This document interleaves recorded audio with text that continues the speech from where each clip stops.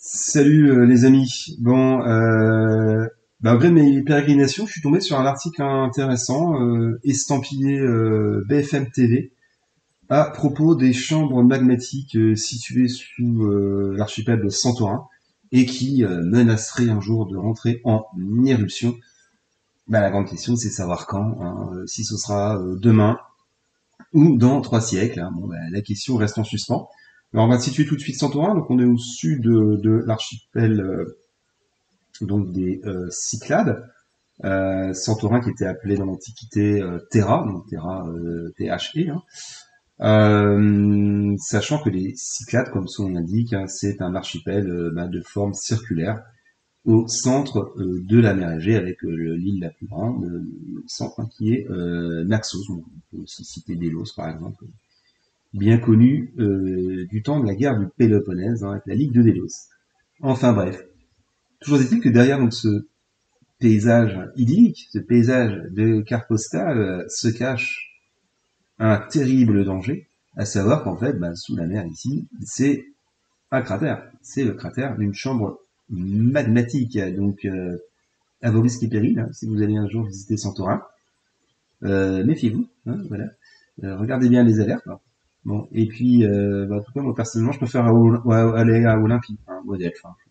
Ça craint moins, puis je pense qu'il y a un petit peu moins de monde quand même. Bon.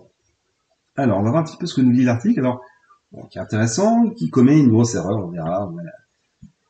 On va l'identifier et l'expliquer. Voilà, bon, ils auraient dû peut-être vérifier un petit peu plus en avant. Alors, dans le sud de la Grèce, donc l'archipel de Santorin est voisin du volcan sous-marin Colombo. Alors, de ce que j'ai vu, Colombo, c'est une chambre magmatique, on va appeler ça une caldeira. Donc, caldeira, ça vient du portugais. Qui a été découvert en 1650 lors d'une éruption. Donc on verra, il y a bien deux chambres magmatiques, il y a celle de Santorin et celle de Colombo, qui est peut-être moins connue. Donc, située à 5 km de l'archipel touristique de Santorin, au sud de la Grèce, et donc l'éruption rasera ce groupe d'îles lorsqu'il entrera à nouveau dans une phase d'éruption intense, rapporte CNN. Seule inconnue la date de ce prochain jaillissement. Bon, vu la forme potentielle de l'éruption, je pense qu'il n'y aura pas que Santorin qui sera impacté. Voilà. À mon avis, il y aura tout le littoral égéen. Donc, bon, je le souhaite pas, mais ça peut faire mal. Petit âge glaciaire en Méditerranée orientale. Ouais. C'est marrant. Donc, date inconnue, mais issue inéluctable. Alors, souvent inconnue des 2 millions de touristes qui se pressent à Santorin chaque année, le volcan Colombo, donc qui fait partie d'un chapelet régional de plusieurs volcans, l'arc égéen, est une menace permanente pour les 15 500 personnes qui résident à l'année sur l'archipel. Alors, on va tout de suite là voir un petit peu qu'est-ce que c'est cet arc égéen. Donc, on le voit ici, là. C'est une mini ceinture de feu, donc, comme dans le Pacifique. Alors, à voir, c'est là où c'est un petit peu subtil, c'est que la zone de subduction, donc entre la plaque africaine et la plaque eurasienne, est plus au sud. En fait, elle est au sud de la crête. D'ailleurs, on verra, on en reparlera, mais ça engendrait des raz-de-marée, des tremblements de terre aussi importants durant l'Antiquité et au Moyen-Âge. Mais là, en tout cas, les chambres magmatiques ne sont pas directement au-dessus, on va dire, de la zone de subduction, mais un petit peu plus au nord. Hein, parce qu'on voit bien, je répète, mais que la subduction a lieu au sud de la crête. Donc toute cette région, on va dire, autour de la crête, est une zone sismique qui est potentiellement dangereuse. Alors, les scientifiques y enregistrent une activité souterraine permanente qui le classe parmi les volcans les plus actifs de Méditerranée. Une certitude, il produira un jour un épisode ravageur, mais celui-ci pourrait aussi bien avoir lieu dans les années à venir que dans plusieurs siècles. Donc le volcan a suffisamment d'énergie pour produire une colonne éruptive pouvant s'élever sur plusieurs dizaines de kilomètres dans le ciel. C'est pour ça que j'ai du mal à imaginer que ça impacterait que Santorin. On a vu le volcan imprononçable d'Islande, là, le Eyjafjallajökull, Follapol, là, il y a 10 ans, ça a impacté l'ensemble du trafic aérien mondial. Donc imaginez à Santorin. Bon. Donc en fonction du type d'éruption qui se produira dans le futur, la lave, le gaz et les cendres qui se dégageront du cratère altéreront d'une manière ou d'une autre la surface de Santorin. Donc là, on va revenir justement sur la chambre magmatique. Donc ici même, je vais regarder parce que, désolé, mais je pensais avoir le document. Il va apparaître tout de suite sous vos yeux ébahis. Voilà. Donc à voir ici, vous voyez, on est là à 30 km de profondeur au maximum. Hein. Faut imaginer, tout de même. Donc là, on a en fait ici la sous Santorin. On a là donc la chambre magmatique la plus connue, donc celle de Santorin, celle qui a creusé le cratère. Par contre, donc il y en a une qui communique, c'est le fameux Colombo dont on a parlé et qui est très très actif. On dirait deux poumons gorgés de lave, ça fait peur. Donc il faut imaginer que là on est dans le manteau, voilà, à 30 km de la surface de la Terre. Bon. Alors pour la suite, donc le Colombo est entré en éruption pour la dernière fois en 1650, donc c'est là où il a été identifié, tuant 70 personnes et déclenchant un tsunami avec une vague de 20 mètres, soit presque autant que la vague qui a frappé les côtes japonaises lors du tsunami de 2011. Ces rejets pourraient même dévaster l'archipel dans les mêmes proportions qu'une éruption majeure qui a partiellement détruit l'île vers l'an 1600 avant notre ère. Alors attention, là on rentre dans le dur. Selon les historiens, lesquels, je ne peux pas savoir leur nom, cet événement aurait précipité la chute de la civilisation millénaire des Minoens, fondée et basée sur la grande île de Crète au sud de la Grèce. Bon, bah là, ils commettent une grosse erreur. Alors, j'ai envie de dire, on serait en 1930, là, mais là, sauf que la science a bien avancé depuis. Et je sais pas où ils sortent ça, parce que, bah, même sur Wikipédia, par exemple, vous voyez, on peut avoir des erreurs sur Wikipédia, bah, sur Wikipédia, non, ils disent qu'en fait, non, ça, cette théorie, elle est mise de côté, elle est battue en brèche par les scientifiques. Il y a quasiment plus aucun historien ou géologue qui vont mentionner le tsunami comme cause de la chute des Minoens. Et je vous invite à regarder, à voir la page. Pour le coup, elle est bien référencée. Bon, c'est pas moi qui l'ai écrite, mais j'ai eu l'occasion plusieurs fois de la consulter, notamment à propos d'une vidéo auquel je vous renvoie sur les Minoens origine et disparition. Je vous mettrai le lien en description. Alors, regardez, parce que c'est intéressant, parce que là, ils ont fait un méli-mélo, en fait. C'est-à-dire que, alors, au départ, en fait, on a supposé qu'il y avait une éruption, donc c'est une théorie des années 30, en 1450. Sauf que grâce à des découvertes, notamment, si je dis pas de bêtises, de mollusques, oui, enfin, c'est carbone 14, mais c'est pas le carbone 14 parce que c'est les composants végétaux animaux, mais bon, peu importe, je sais plus, mais bon, en tout cas, on a réussi à dater précisément au XVIIe siècle, on va dire vers 1600.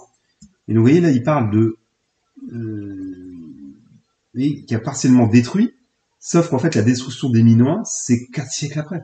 C'est là où il y a un truc qui va pas. Et en fait, je veux dire qu'il y a une double erreur. C'est-à-dire que non seulement il n'y a qu'une seule éruption, mais en plus, celle-là, je dis pas qu'elle a pas impacté, qu'elle a fait du bien aux Minoens, mais les Minoens ont disparu, en tout cas en tant que civilisation, pour tant que peuple, en tant que civilisation, ils ont disparu 400 ans après. Donc ça s'est fait comme souvent d'ailleurs, les chutes des civilisations par une suite de facteurs, hein, par strate, on va dire. Donc vous voyez, parce que regardez, ils disent que la destruction des palais est issue de 3 catastrophes différentes. Parce que déjà, il faut bien être clair, mais on va parler juste par exemple du Knossos, donc le plus grand palais, le fameux labyrinthe, bah, il est vol d'oiseau à 20 km des côtes. Donc il a pas subi, on va dire, la vague, c'est le cas de le dire. Je dis pas qu'il n'a pas été impacté, mais voilà, c'est les côtes, le littoral, ou notamment Malia. Malia, par exemple, le site, c'est un des plus grands palais, lui aurait pu être impacté, mais Knossos, non. Donc en fait, on peut revenir vite fait au Minoen, mais il y a plusieurs facteurs en fait. Il y a d'abord, certes peut-être ce raz-de-marée vers 1600, donc déjà c'est beaucoup plus tardif, donc ils auraient eu le temps ils ont le temps de reconstruire les palais, parce que les palais ont été reconstruits certes. Ensuite, il y aurait eu une suite de destruction, bon, peut-être des incendies, peut-être des révoltes, peut-être des invasions, et enfin, au final, vers 1200, qui aurait été causé par les invasions mycéniennes. Donc on est bien bien loin de cette idée qui est un peu un cliché, on va dire, et qui est battue en brèche. Maintenant, plus personne ne le dit. Enfin, c'est là où je vais pas dire oui, c'est indigne, voilà, ok, c'est pas des historiens, mais enfin, je vous dis, vous faites une recherche vite fait sur Wikipédia, même ChatGPT, pourquoi pas. Je vais pas regarder ce que disait ChatGPT, tiens, ça pourrait être sympa de regarder, mais je pense qu'il dira pareil. Il dira oui, c'est un des facteurs, mais le facteur 400 ans avant, c'est là où j'ai du mal à comprendre leur logique en fait. Donc vérifiez un petit peu vos sources avant de dire des bêtises, parce que là en fait ce qu'ils reprennent ici, là, c'est une espèce de méli-mélo avec la légende des Atlantes en fait, de l'Atlantide. Vous voyez, ils font un gros mixte entre un petit peu pas mal de, de tsunamis. Bon voilà, ils font une petite tambouille. Alors ça me fait penser aussi que j'ai failli commettre l'erreur, et j'ai bien vérifié quand même avant de dire une bêtise, c'est qu'en 365, donc de notre ère, donc on va dire à la fin de l'Empire romain, Alexandrie a été ravagée par un terrible raz-de-marée qui a été très bien daté, qui a été spécialement daté. Alors on va regarder ça tout de suite, là aussi je pense avoir la page, vous m'excuserez, mais euh, en 365, et évoqué par un auteur latin qui s'appelle Ammien Marcellin, vous voyez, le 21 juillet 365, c'est très très précis, et on va évaluer à peu près 50 000 morts à Alexandrie. Vous voyez, alors moi au départ j'ai cru que c'était lié aussi au volcanisme de la caldeira de Santorin, et en fait non. Alors, vous me direz, c'est pas très loin, mais c'est un tremblement de terre qui est né au sud de la Crète et qui a en fait engendré une vague destructrice, donc qui a touché toute l'Afrique du Nord et le littoral de Méditerranée orientale, qui a ravagé Alexandrie. On pense que c'est un des facteurs, c'est comme ça que j'ai appris ça il y a quelques temps, mais c'est un des facteurs en fait de la destruction de la bibliothèque d'Alexandrie. Il y a plusieurs théories évidemment, mais on imagine bien que ça n'a pas fait du bien à la bibliothèque, surtout qu'elle était pas loin du port. Alors le phare d'Alexandrie lui a résisté, hein, il va tomber plus tard, des siècles après, lors d'un tremblement de terre. On pense aussi d'ailleurs que le tombeau d'Alexandre et la momie auraient pu aussi disparaître à cause de ce tsunami. Donc en tout cas, c'est intéressant de noter. Alors, bon, je suis une petite digression parce que moi-même j'ai failli commettre l'erreur, enfin, en disant, bah voyez, la caldeira de Santorin a aussi tué des milliers de gens. En fait, non, non, non, c'est un tsunami de Crète. Enfin, en tout cas, mais Marcelin, il va parler de dizaines de milliers de morts et il va même aussi dire, il va parler de bateaux qui sont juchés au sommet des bâtiments. Alors on aurait pu imaginer que c'est une exagération, puis quand on a vu les images du tsunami en Indonésie en 2004, enfin Indonésie, Thaïlande, Asie du Sud-Est en 2004, ou celui du Japon en 2011, on a bien vu qu'il y avait des gros bateaux qui s'étaient retrouvés comme ça sur le toit des bâtiments. Donc ça a beaucoup frappé les contemporains. Alexandrie va pas vraiment s'en remettre, hein. Va décliner largement, et puis j'ai dit, mais ça va retenir l'un des facteurs de la destruction de la bibliothèque. Là aussi, je vous renvoie une vidéo que j'ai faite très récemment, lien en description. Alors, pour revenir à notre caldeira, enfin à nos calderas, parce qu'il y en a deux, donc depuis 10 ans, il y a un surcroît d'activité sismique qui fait craindre une nouvelle éruption dans la région de Santorin, mais l'intensité relevée a progressivement baissé jusqu'au niveau actuel. Alors, si nous commençons à observer l'augmentation de l'activité du Colombo, nous devons être vigilants, assure donc un vulcanologue, donc un directeur d'une expédition américaine. Alors, cet américain dit la bonne nouvelle, c'est que les volcans donnent beaucoup d'avertissements. Donc, l'intérêt, c'est que on peut supposer qu'il les gaz, des rejets de gaz, et donc voilà, ça permet aux vulcanologues, aux géologues de détecter l'activité. Mais enfin voilà, ça reste à surveiller. Ça reste assez inquiétant, je vous avouerai. Ça m'ennuierait que la Grèce soit ravagée par un tsunami. Et c'est là où, alors, je peux supposer qu'ils veulent pas être catastrophistes, mais BFM l'a déjà été pour d'autres thèmes que je n'évoquerai pas là. Mais j'ai du mal à imaginer une caldeira qui explose et qui impacterait que Santorin. J'ai du mal à y croire ça. Il y aura un tsunami qui toucherait la Grèce, l'Égypte, la Turquie. Il pourrait avoir des centaines, voire des milliers de morts. Ça pourrait impacter le climat, créer un dérèglement dans le trafic aérien, comme on l'a vu aussi, voire même un petit âge glaciaire. Enfin bon, je vais pas être catastrophiste, mais bon, ça sent pas très bon, quoi. Hein, voilà. Bon, bah les Grecs, soyez forts, hein, on pense à vous. Et puis voilà, bah, je vous dis à très bientôt, les amis, et merci de me suivre.